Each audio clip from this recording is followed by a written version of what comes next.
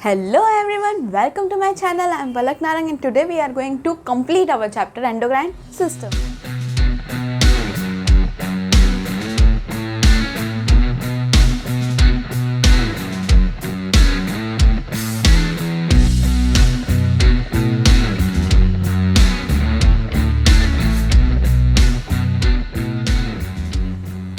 Last class में हम लोग ने एंड किया था पिट्यूटरी हार्मोन्स के साथ। वहाँ ख़त्म होने के बाद आपकी टेक्स्ट बुक में एक टेबल दी हुई है ब्लू कलर की, जिसमें पिट्यूटरी हार्मोन्स सारे के सारे बताए हैं, कौन कौन से हार्मोन है, उसका क्या क्या फंक्शन है। तो सबसे पहले वो टेबल को गो थ्रू कर लेते हैं क्योंकि वो बहुत इंपॉर्टेंट है। सब टीचर्स आपको यही बोलेगी कि वो बहुत इंपॉर्टेंट टेबल है। वो क्यों इंपॉर्टेंट है? क्योंकि उसके अंदर पिट्यूटरी हार्मोन्स है और उसके अंदर ऐसा भी थोड़ा बहुत कंटेंट है जो टेक्स्ट बुक के टेक्स्ट में नहीं दिया हुआ, वो सिर्फ टेबल में दिया हुआ है। हम वो भी करेंगे। आपकी टेक्स्ट बुक में पिट्यूटरी हार्मोन की जो टेबल दी हुई है उसमें मतलब जो है वो है दो बताए हैं, एक एंटीरियर पिट्यूटरी, एक पोस्टीरियर पिट्यूटरी। एंटीरियर पिट्यूटरी के बहुत सारे हार्मोन्स हैं, पोस्टीरियर पिट्यूटरी के दो ही है, एडीएच और वैसोप्रेसिन। तो एडीएच हो गया, एडीएच और ऑक्सीटोसिन। पहले पोस्टीरियर पिट्यूटरी कंप्लीट कर लेते हैं। तो नीचे वाली साइड पे एडीएच जो है उसमें क्या क्या क्या लिखा है, एडीएच और वैसोप्रेसिन, उसके एक्शन क्या है या उसके फंक्शन क्या है।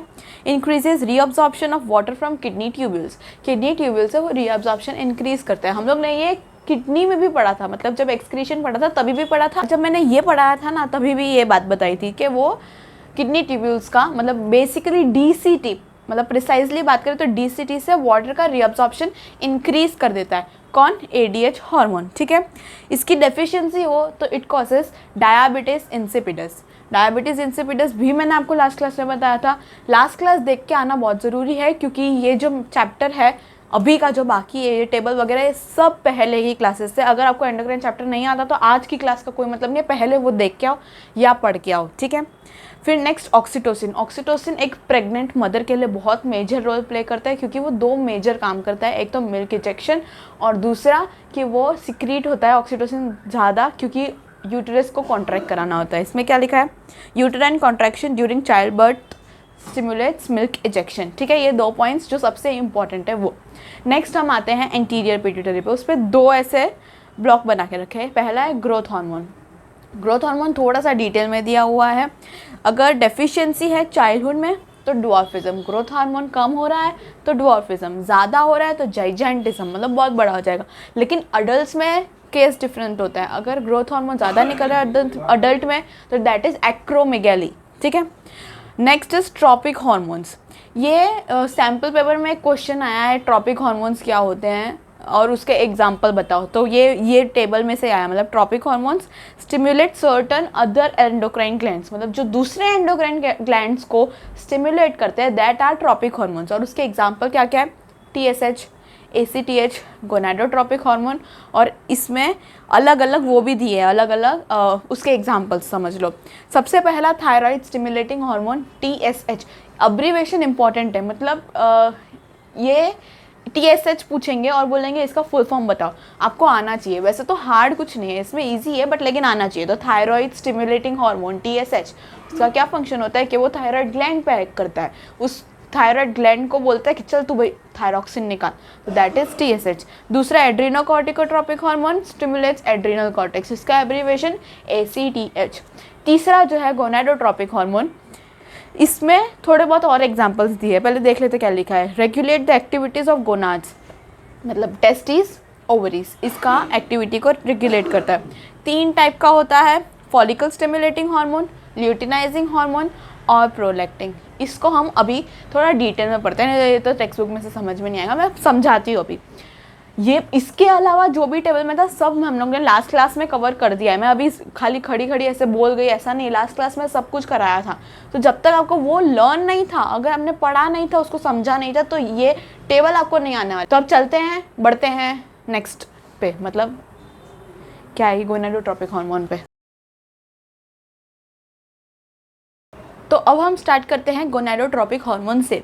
अगर ये आपको रट्टा मारना है तो वैसे ही मान लो, समझने की ज़रूरत नहीं है। लेकिन अगर आपको इसको समझना है तो मैं इसको थोड़ा सा डिटेल में लेके जाऊंगी तो अच्छे से समझ में आएगा और याद रहेगा। ठीक है, तो 3 हार्मोन है इसके, follicle stimulating hormone, luteinizing hormone और तीसरा प्रोलैक्टिन। ठीक है, ये तीनों हार्मोन समझने के लिए थोड़ा सा हमको रिप्रोडक्टिव सिस्टम पढ़ना पड़ेगा, क्योंकि वो हमारे सिलेबस में नहीं है, वो ओमिट हो चुका है, लेकिन यहाँ से क्वेश्चन आ सकते हैं। So you can not say that this is out of syllabus, right. तो हम लोग पहले थोड़ा सा रिप्रोडक्टिव सिस्टम, बहुत थोड़ा सा, ज़्यादा नहीं पढ़ाऊँगे, एकदम थोड़ा सा। अगर फीमेल रिप्रोडक्टिव सिस्टम की बात करें तो ये यूटरस है, ये फीमेल रिप्रोडक्टिव सिस्टम का यूटरस है। सबसे पहली बात, यूटरस और यूरिनरी ब्लैडर दोनों अलग अलग होते हैं। बहुत सारे लोगों को तो यही नहीं पता है। फीमेल बॉडी में 2 आउटलेट होते हैं, एक यूरिनरी ब्लैडर का जहाँ से यूरिन निकलता है जो हम किडनी में पढ़ते हैं, दूसरा यूटरस जो भी एग फॉर्मेशन होती है, अगर फीटस हो तो वो सब चीज़ें यहाँ पे होती है यूटरस में। So there is a difference between both, ठीक है। तो इसमें क्या है, ये ओवरी है। ओवरी ऐसी जगह है जहाँ पे एग की फॉर्मेशन होती है। तो एग की फॉर्मेशन, मान लो कि मैंने ये एग बना दिया, ये एग निकलेगा बाहर और यहाँ पे जाके डिपॉजिट हो जाएगा, ठीक है। अगर फीटस हुआ तो यहाँ पे ग्रो करेगा। फीटस मतलब एक छोटा बेबी जो वूम के अंदर होता है, उसको फीटस बोलते हैं। तो वो यहाँ पे ग्रो करेगा। अगर फीटस नहीं हुआ तो जितना भी कंटेंट यहाँ पे था वो इस आउटलेट से बाहर निकल जाएगा, यूटरस से बाहर निकल जाएगा, ठीक है। तो यहाँ पे जो ये एग था, जब ओवरी के अंदर होता है ना, तो हम उसको बोलते हैं फॉलिकल। मैं पहले ओवरी बनाती हूँ, उसके बाद एक्सप्लेन करती हूँ। ये एक ओवरी है, मतलब ये जो मैंने छोटा सा एक स्ट्रक्चर बनाया है, ये ओवरी। ये एक्चुअली सिर्फ एक आलमंड जितना शेप होता है, मतलब ये तो छोटा सा होता है, ठीक है। तो मैं इसको थोड़ा जूम करके बनाती हूँ, फिर बताती हूँ। ये ओवरी है, और ये जो है ये एग के बनने के स्टेजेस है। पहले एग छोटा होता है, फिर धीरे धीरे ग्रो होता है और फिर वो बाहर निकल जाता है। मतलब मान लो अगर मैं इधर बनाती हूँ तो ये एग है, ये बहुत छोटा है, थोड़ा बड़ा हुआ, उससे बड़ा हुआ, उससे बड़ा हुआ, बहुत बड़ा हुआ, और फिर यहाँ से बाहर निकल गया, ठीक है। तो ये जो है, ये इसकी ग्रोथ हो रही है। ये जो ग्रोथ का स्टेज, ये 4 अलग एग नहीं है, ये सिर्फ स्टेजेस बताइए, स्टेज 1, स्टेज 2, स्टेज 3, ऐसा। तो ये जो स्टेज है ना, इसको हम बोलते हैं फॉलिकल। क्या बोलते हैं हम? फॉलिकल। वापस से रिपीट करती हूँ। फीमेल के अंदर ओवरी होती है जिसके अंदर एग प्रोड्यूस होता है। वो एग बाहर निकल के इस ट्यूब में से यूटरस पे थोड़े टाइम के लिए डिपॉजिट हो जाता है। वो अगर फीटस की फॉर्मेशन हुई, अगर बेबी की फॉर्मेशन हुई, तो वो यहीं पे ग्रो करेगा।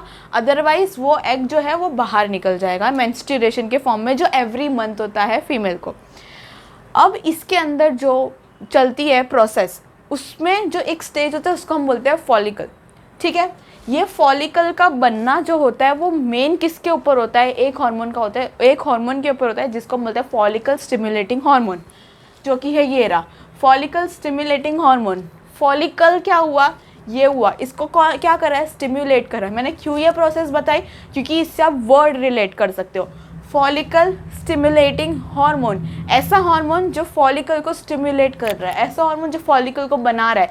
ये आपको प्रोसेस याद नहीं रखनी है, ये आपको एक दूसरे के साथ कनेक्ट करना है कि क्या है। तो फॉलिकल स्टिमुलेटिंग हार्मोन क्या करेगा? एग की फॉर्मेशन कर रहा है। मतलब ये एग जो है, ये पूरा एग है, तो ये एग बन के निकल गया, ठीक है। तो फॉलिकल स्टिमुलेटिंग हार्मोन क्या है? फॉर्मेशन ऑफ एग कर रहा है इन फीमेल। ऑब्वियसली मेल के अंदर तो नहीं करेगा ना। तो अगर फीमेल के अंदर एग की फॉर्मेशन कर रहा है तो मेल के अंदर क्या करेगा? स्पर्म की फॉर्मेशन, क्योंकि एक रिप्रोडक्टिव यूनिट जो फीमेल में है उसकी फॉर्मेशन हो रही है। तो on the other hand male की भी तो सेम वही काम करेगा। तो follicle stimulating hormone, sperm formation in male, egg formation in female.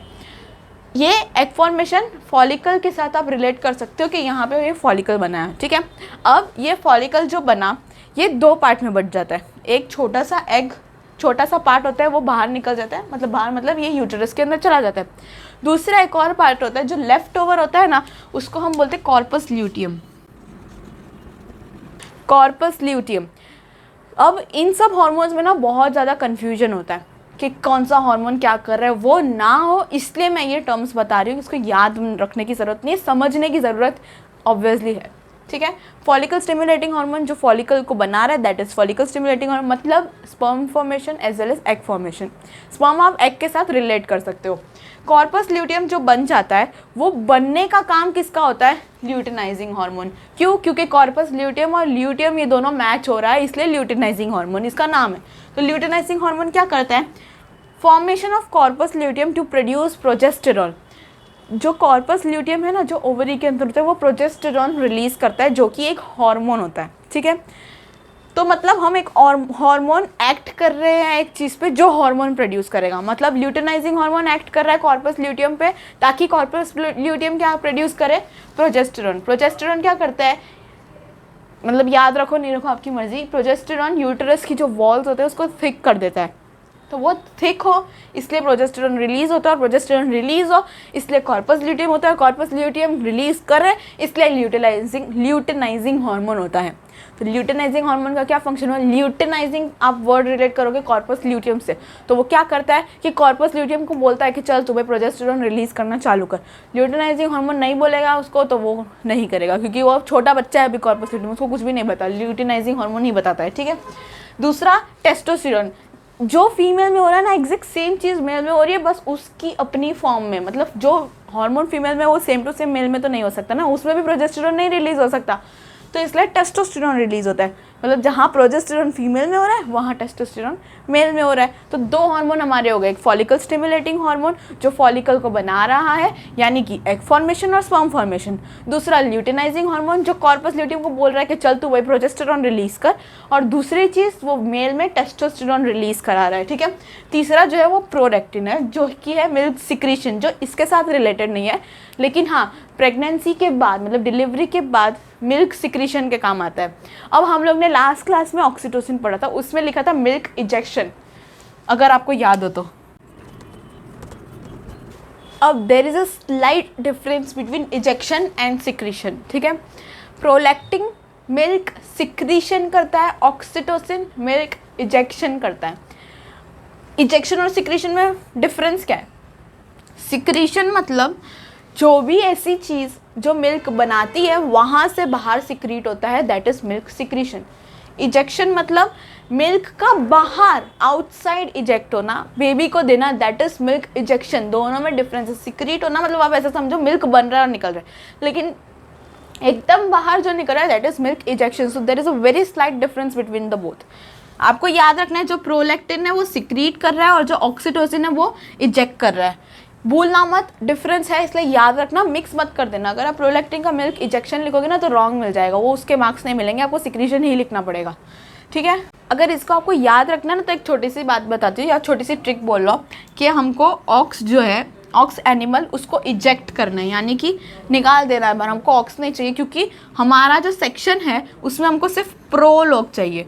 ऐसे लोग जो प्रो वही हमारे सेक्शन में अलाउड है, तो जो भी ऑक्स है जो कि मतलब बिना काम के लोग हैं उन लोगों को इजेक्ट कर दो, बाहर निकाल दो, ठीक है। ऑक्स बिना काम का नहीं होता, मैं सिर्फ एक एग्जांपल दे रही हूँ, इसको सीरियसली मत ले लेना। तो ऑक्स को इजेक्ट कर लो क्योंकि हमको हमारे सेक्शन में प्रो लोग चाहिए, ठीक है। तो इस तरीके से आप याद रख सकते हो कि प्रोलैक्टिन मिल्क सिक्रीशन करता है, ऑक्सीटोसिन मिल्क इजेक्शन करता है, ओके।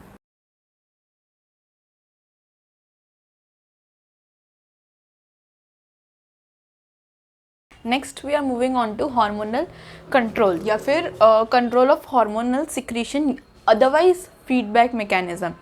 फीडबैक मैकेनिज्म क्या होता है, हम रियल लाइफ के साथ भी कंपेयर कर सकते हैं। अगर आप कोई भी काम कर रहे हो तो उसका आपको फीडबैक मिलता है कि आप काम अच्छा कर रहे हो, आप काम बुरा कर रहे हो। इस तरीके से अगर आपको ऐसा कोई फीडबैक देता है कि आपका काम ये ठीक नहीं है तो इसको इम्प्रूव करो, तो यू विल इम्प्रूव दैट। तो सिमिलरली ऐसा हार्मोन्स के केस में भी होता है। अगर हमारी, क्योंकि हम लोगों को एकदम नॉर्मल, हमारी बॉडी के जो हार्मोन्स है एकदम नॉर्मल सिक्रीट होने चाहिए, अगर वो ज़्यादा सिक्रीट हो रहे हैं तो ऐसा फीडबैक मैकेनिज्म आएगा कि वो कम करो, नॉर्मल से ज़्यादा जा रहा है। अगर वो कम सिक्रीट हो रहा है तो ऐसा मैकेनिज्म ऐसा फीडबैक होगा कि भाई ज़्यादा करो, कि बहुत कम सिक्रीट हो रहा है, because we want the hormones to be very normal quantity, okay. Quantity wise हमारी जो हार्मोन्स है नॉर्मल होने चाहिए। तो ऐसा बोल सकते हैं टू मच स्लो डाउन, मतलब बहुत ज़्यादा हार्मोन सिक्रीट हो रहा है, स्लो करो उसको। टू लिटिल स्पीड, मतलब बहुत कम सिक्रीट हो रहा है, please speed up the process. तो दैट इज फीडबैक मैकेनिज्म, मतलब ये फीडबैक मैकेनिज्म का प्रोसेस ऐसा चलता है। अगर नॉर्मल से ज़्यादा हार्मोन रिलीज हुआ तो डिक्रीज कर देगा हार्मोन की क्वांटिटी, मतलब डिक्रीज, ये डिक्रीज है और ये इंक्रीज है। डिक्रीज इफ अबव नॉर्मल, अगर हार्मोन की क्वांटिटी नॉर्मल के अबव रहेगी तो फीडबैक मैकेनिज्म करेगा उसको डिक्रीज, अगर बिलो नॉर्मल रहेगी तो फीडबैक मैकेनिज्म उसको करेगा इंक्रीज। बेसिकली हमको क्या करना है, नॉर्मल पे लेके आना है। अगर वो कम कर रहा है तो ज़्यादा करना है, ज़्यादा कर रहा है तो कम करना है, उसका अपोजिट करना है। तो that is negative feedback mechanism. ये जो हमने अभी पढ़ा दैट इज़ नेगेटिव फीडबैक। जो मैक्सिमम हार्मोन्स हमारी बॉडी के अंदर होते हैं ना, वो नेगेटिव फीडबैक मैकेनिज्म करते हैं, मतलब अपोजिट वाला रूल फॉलो करते हैं। जो अगर कम सिक्रीट कर रहे हैं तो हमारी बॉडी से ज़्यादा कराएगी, अगर ज़्यादा सिक्रीट कर रहे हैं तो कम कराएगी, नॉर्मल कर रहे हैं तो कुछ नहीं, ठीक है। That is negative feedback mechanism. But some cases positive feedback mechanism also works. Positive feedback mechanism में क्या होता है, पहली बात तो बहुत कम होता है, वेरी फ्यू।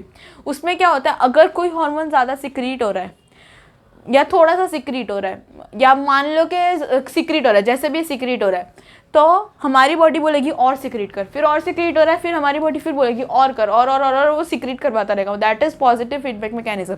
इसका एक सबसे अच्छा एग्जांपल है ऑक्सीटोसिन। जब यूटेराइन की कॉन्ट्रैक्शन करानी होती है, पहले तो वो अनकॉन्ट्रैक्टेड स्टेट में होता है, लेकिन जब डिलीवरी का टाइम होता है तो यूटेराइन की कॉन्ट्रैक्शन होनी ज़रूरी है। तो अगर एक बार थोड़ा सा ऑक्सीटोसिन रिलीज हो गया तो हमारी बॉडी उसको ये बोलने के बजाय कम कर, वो ये बोलेगी कि और रिलीज कर। मतलब अगर ऑक्सीटोसिन सिक्रीट हो रहा है तो हमारी बॉडी को बोलना चाहिए कि भाई ऑक्सीटोसिन सिक्रीट हो गया, बस कर दे, बंद कर दे अभी।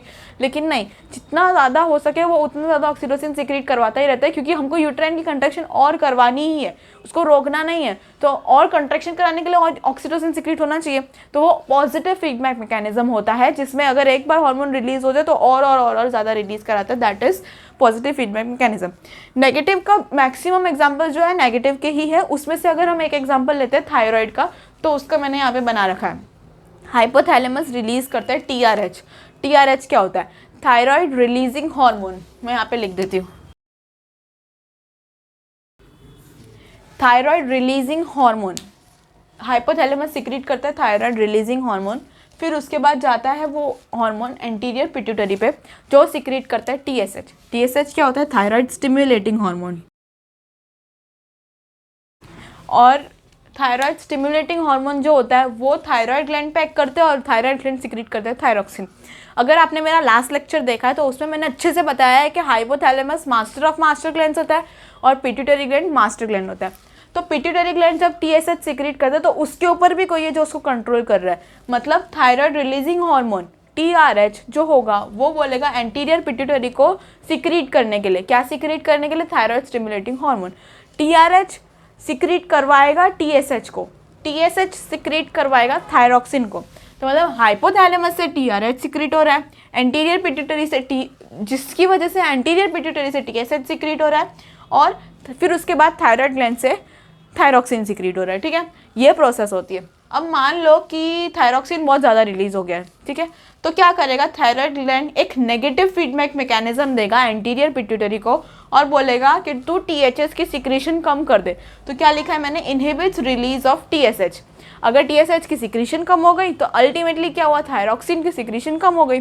मतलब अगर थायरोक्सिन ज़्यादा हो रहा है तो थायराइड ग्लैंड को पता चल रहा है कि यार ये बहुत ज़्यादा हो रहा है, इतना नहीं होना चाहिए, तो वो टीएसएच को कम करने की कोशिश करेगा, क्योंकि अल्टीमेटली थायरोक्सिन कौन रिलीज करा रहा है, टीएसएच।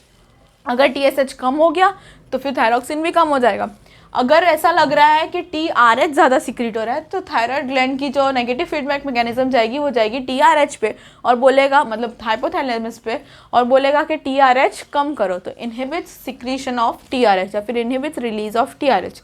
तो ये क्या हुआ, नेगेटिव मैकेनिज्म, कि अगर हमारे पास ये ज़्यादा हो रहा है तो हम ऊपर वाले को कम करेंगे। पॉजिटिव का मैंने एग्जाम्पल बता दिया, ऑक्सीटोसिन। ठीक है, हार्मोनल कंट्रोल या जो भी फीडबैक मैकेनिज्म है वो कंप्लीट होता है, चैप्टर भी ऑलमोस्ट कंप्लीट होता है। एक लास्ट पेज में जो टेबल है ना वो बची हुई है, वो हम लोग ने कंटेंट में कंप्लीट कर दिया, बट स्टिल वो टेबल करनी बाकी है, तो हम वो टेबल से स्टार्ट करते हैं। ओके, जो नेक्स्ट टेबल है जिसमें सारे ग्लैंड्स दिए हुए, that is also equally important, लेकिन इसमें ना समझाने जैसा कुछ नहीं है। क्यों समझाने जैसा कुछ नहीं, क्योंकि मैंने जो पिछले लेक्चर्स में पढ़ाया था ये सब उसी को कंपेयर करके टेबल में लिखा हुआ है। आप ये टेबल पढ़ोगे, हाँ पढ़ोगे। क्या आप सिर्फ ये पढ़ोगे, बिल्कुल भी नहीं पढ़ोगे। मतलब पढ़ोगे पर सिर्फ ये बिल्कुल भी नहीं पढ़ोगे। क्या आप अपनी टेबल बनाओगे? बिल्कुल बनाओगे। मतलब आपको क्या करना है कि जो हम लोग ने टेक्स्ट में पढ़ा और जो हम लोग ने इसमें पढ़ा, ये दोनों कंबाइन करके आप अपनी खुद की टेबल बनाओगे। क्या आप वो कॉपी करोगे दूसरों से जिसने बना दी है? बिल्कुल भी नहीं। आप खुद अपनी टेबल बनाओगे। जब तक आप खुद अपनी टेबल नहीं बनाओगे तब तक आपको याद नहीं रहने वाला। नहीं तो फिर आप जिससे भी कॉपी कर लो, जिससे भी जेरॉक्स कर लो, उससे कोई भी फर्क नहीं पड़ने वाला। खुद टेबल बनाओ। कैसे बनाओगे? आपने एक कॉलम लोगे जिसमें आप अपना ग्लैंड लिखोगे, दूसरे कॉलम में लिखोगे कि वो कौन कौन से हार्मोन को सिक्रीट करता है, तीसरे कॉलम में लिखोगे कि वो हार्मोन के क्या क्या फंक्शंस हैं। उसके बाद आप लिखोगे हाइपो सिक्रीशन और हाइपर सिक्रीशन। अब कुछ कुछ जगह ऐसी होती है जिसमें कुछ स्पेशलिटी या वगैरह कुछ रह जाता है, तो एक एक्स्ट्रा छोटा सा कॉलम छोड़ देना कि अगर कुछ एक्स्ट्रा रह गया तो उसमें, ताकि जब आपको ये चैप्टर रिवाइज करना हो तो आप वो अगर टेबल पढ़ोगे ना तो उसी में पूरा चैप्टर कवर हो जाना चाहिए। इस तरीके से टेबल बनाना जब आप खुद बनाओगे, क्योंकि जब तक खुद नहीं बनाओगे तब तक याद नहीं रहेगा। मैं बार बार बोल रही हूँ, जो कि ऐसा ही है, ठीक है। लेकिन हाँ, ये टेबल आपको पढ़नी ही है क्योंकि ये इंपॉर्टेंट है ऑब्वियसली। अब हम स्टार्ट करते हैं इस टेबल से। इस टेबल में सबसे पहला एंडोक्राइन ग्लैंड जो दिया है एड्रिनल ग्लैंड है। ये सब मैं करा चुकी हूँ पहले, तो वो लेक्चर देख के आना। एड्रिनल ग्लैंड में सबसे पहला है एड्रिनल कॉर्टेक्स, दूसरा है एड्रिनल मेड्यूला। मेड्यूला इनसाइड होता है, कॉर्टेक्स आउटसाइड होता है। मेड्यूला इन, आई एम, मतलब हम आई एम हमेशा इतने सेल्फिश होते हैं, तो आई एम, तो इनर मेड्यूला आउटर कॉर्टेक्स, ठीक है। कॉर्टेक्स जो है वो मिनरलोकॉर्टिकॉइड्स और ग्लूकोकॉर्टिकॉइड्स से क्रिएट करता है। इस टेबल में आपको जो अलग दिया हुआ है वो है एल्डोस्टेरॉन। मिनरलोकॉर्टिकॉइड का एक एग्जाम्पल है, वहाँ पे ही टेक्स्ट बुक में लिख दो example of mineralocorticoid is aldosterone, ठीक है। दूसरा ग्लूकोकॉर्टिकॉइड का भी एग्जाम्पल दिया हुआ है, दैट इज कॉर्टिसोल या फिर कॉर्टिकोस्टेरॉन। मतलब नाम के साथ ही ये मैं जो ग्लूकोकॉर्टिकॉइड्स, तो कॉर्टिसोल और कॉर्टिकोस्टेरॉन, ठीक है। ये एग्जाम्पल है ग्लूकोकॉर्टिकॉइड्स का। मिनरलोकॉर्टिकॉइड का क्या था? एल्डोस्टेरॉन। ग्लूकोकॉर्टिकॉइड का क्या है? कॉर्टिसोल और कॉर्टिकोस्टेरॉन। ये भी आप अपनी टेबल पे ऐड करोगे, ठीक है। इसके एक्शन क्या है, मतलब यहाँ फंक्शन भी बोल लो या एक्शन बोल लो। Regulate plasma sodium and potassium concentration. Mineralocorticoid जब मैंने पढ़ा था तो उसमें मैंने ये बताया था कि ये K+ और Na+ आयन की कॉन्सेंट्रेशन को मेंटेन करता है, तो वो ये सोडियम पोटेशियम कंसंट्रेशन को मेंटेन कर रहा है। ग्लूकोकॉर्टिकॉइड्स का फंक्शन क्या है? कार्बोहाइड्रेट, लिपिड, फैट, प्रोटीन, इन सब की मेटाबॉलिज्म को मेंटेन करता है। अगर अंडर सिक्रीशन हो, अंडर सिक्रीशन मतलब हाइपो सिक्रीशन हो, तो जो डिजीज होती है उसको हम बोलते हैं एडिसन्स डिसीज। जो ओवर सिक्रीशन हो तो एक डिजीज होती है जिसको हम बोलते हैं कुशिंग सिंड्रोम। जो इसमें नहीं दिया हुआ, इसका मतलब आप खाली ये टेबल नहीं पढ़ोगे। तो कुशिंग सिंड्रोम हाइपर सिक्रीशन और एडिसन्स डिसीज होगा हाइपो सिक्रीशन में। एडिसन्स डिसीज, हाँ, और हाइपर सिक्रीशन में एक और चीज़ आती है, दैट इज एड्रिनल विरलिज्म। एड्रिनल विरलिज्म क्या होता है कि कोई भी इंसान जिसके अंदर जो कॉर्टेक्स ज़्यादा डेवलप हो जाता है ना, तो जैसे विमेन है वो मैन के कैरेक्टरिस्टिक को लेना शुरू करती है, मतलब बियर्ड आना या मुस्टैश आना, ये सब चीज़ें विमेन में होने लगता है, दैट इज एड्रिनल विरलिज्म। विरलिज्म का मतलब होता है मेलनेस। अब एडिसन्स डिजीज अगर आप देखो तो उसमें क्या क्या चीज़ें होती है? एनर्जी की लॉस होती है, स्किन की पिगमेंटेशन होती है। और कुशिंग सिंड्रोम अगर आप देखो तो उसका एग्जैक्टली अपोजिट, जैसे अगर इधर वेट लॉस होता है तो उधर वेट गेन होता है, ओबेसिटी। ऑस्टियोपोरोसिस कुशिंग सिंड्रोम में एक इंपॉर्टेंट है, दैट इज ऑल्सो इम्पॉर्टेंट। और एड्रिनल मेड्यूला पे पढ़ते हैं। एक चीज़ और रह गई, एड्रिनल कॉर्टेक्स में 3rd नंबर पे दिया हुआ है सेक्स कॉर्टिकॉइड्स और एड्रिनल एंड्रोजन्स। सेक्स कॉर्टिकॉइड्स और एड्रिनल एंड्रोजन, ठीक है। एड्रिनल मेड्यूला एक ही चीज़ सिक्रिएट करता है, that is adrenaline, causes stimulation of sympathetic nervous system, prepares body for any emergency, fight or flight situation, ठीक है। तो कोई भी emergency के लिए करता है, और सिंपैथेटिक नर्वस सिस्टम, क्योंकि एमरजेंसी है तो सिंपैथेटिक के साथ रिलेटेड होगा। सेकेंड हार्मोन है दैट इज पेनक्रियास। पेनक्रियास के अंदर जो भी स्पेस होती है जहाँ से हार्मोन सिक्रेट होता है, जो भी सेल्स होते हैं, that is highlights of Langerhans, जिसमें 3 पार्ट में डिवाइडेड है, alpha, beta, gamma. Alpha cells क्या सिक्रेट करती है? ग्लूकागॉन। बीटा सेल्स सिक्रेट करती है इंसुलिन, और डेल्टा सेल्स, मैंने गामा बोला क्या, सॉरी, डेल्टा सेल्स सिक्रेट करती है सोमेटोस्टेटिन। 3 हार्मोन लिखे हुए, insulin, glucagon, somatostatin. Somatostatin is not in our syllabus. तो एक चीज़, पेनक्रियास के वहाँ पे बाजू में जो स्पेस है ना, जो थोड़ी बहुत दी हुई है, वहाँ पे उसका लोकेशन लिख दो, right side of abdomen located near डियोडिनम।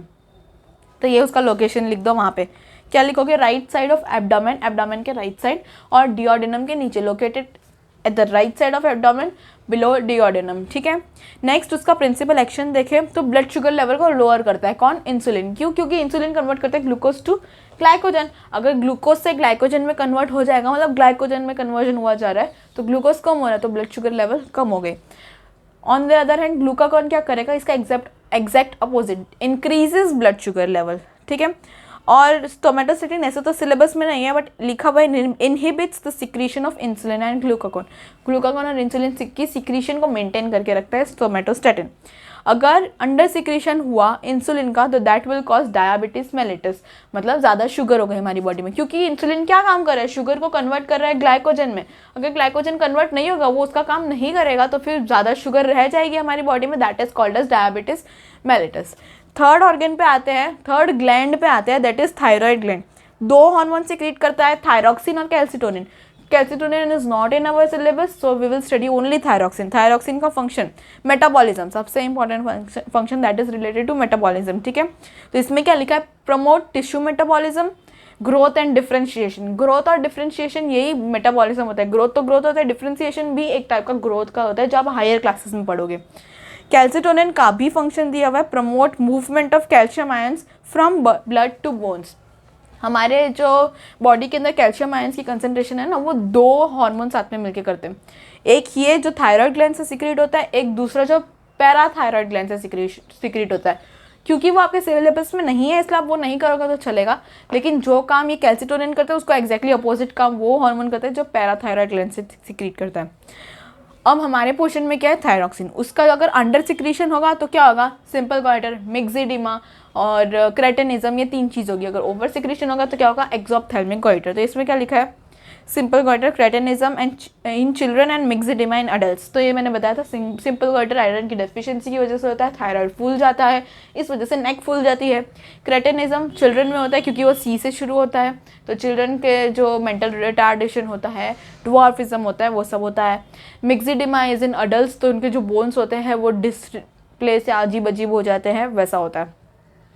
एक्सोप्थेल्मिक goitre प्रोट्यूडेड eyes के साथ आप याद रखोगे, और हाइपर सिक्रीशन हो रहा है इसलिए मेटाबॉलिज्म उसका बहुत ज़्यादा हो जाएगा और हार्ट बीट बढ़ जाएगी। तो मतलब जो भी हाइपर सिक्रीशन में होता है उसको थोड़ा सा अपोजिट हो जाएगा, थोड़ा क्या एग्जैक्ट अपोजिट। चौथा और लास्ट जो ग्लैंड है that is pituitary gland. Pituitary gland दो पार्ट में, anterior pituitary, posterior pituitary. Anterior pituitary में तरह तरह के हार्मोन रिलीज होते हैं, जैसे कि थायराइड स्टिमुलेटिंग हार्मोन, इसमें पहले क्या दिया? Growth hormone, prolactin, ACTH, TSH, FSH, LH, और पोस्टीरियर पिट्यूटरी में ADH और ऑक्सीटोसिन। ये आपको है ना शॉर्ट फॉर्म याद रखने पड़ेंगे। पहला जो पिट्यूटरी में है, एंटीरियर पिट्यूटरी में, that is growth hormone, GH।